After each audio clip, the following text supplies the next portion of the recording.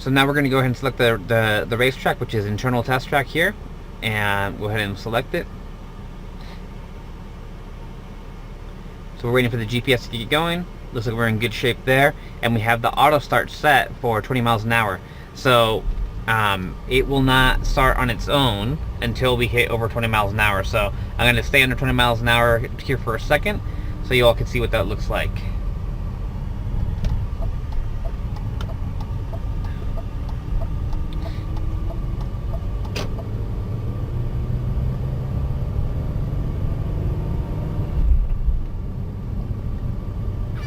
And there we go. We just crossed over 20 miles an hour.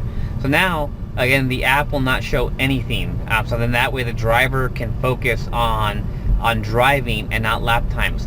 This was a big request from driver coaches and driver clubs who have students or have people who are learning how to drive, and the focus, what they should focus on is, well, everybody should focus on is a driver skill and not necessarily lap times. And sometimes bad behaviors happen when you focus exclusively, or you put too much of a big focus on the lap times.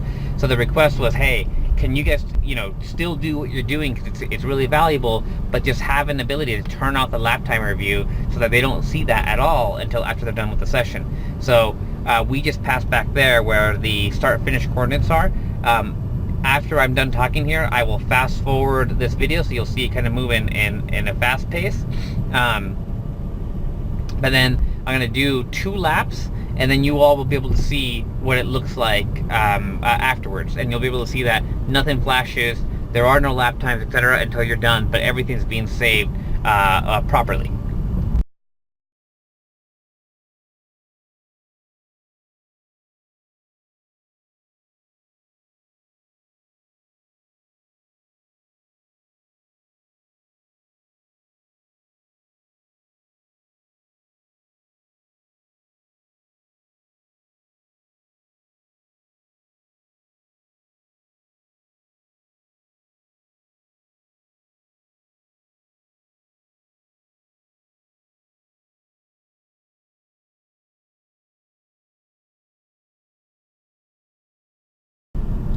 Okay, so we just completed basically 2 laps, and obviously we're not on the racetrack, but what we would always recommend that people do is wait until you get off of the racetrack, pull into the paddock, and then hit stop.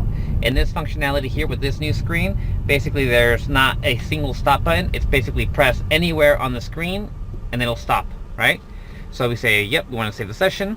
It's doing the same thing where it's uploading all of the data except for the video up to the cloud on your profile and into the database. As you can see there, we have all of the 2 laps that we completed. All the data is there, just like if you were recording with the other lap time reviews. The only difference now is that, again, is you don't have to have lap times being shown to you while you're driving. To go back and play them individually, you hear me talk there. And just as a reminder again, is you can see the higher level of fidelity in the actual map here because we're sampling at 10 times a second, right? So you're able to do that, cycle into the next laps, etc., just like you were before.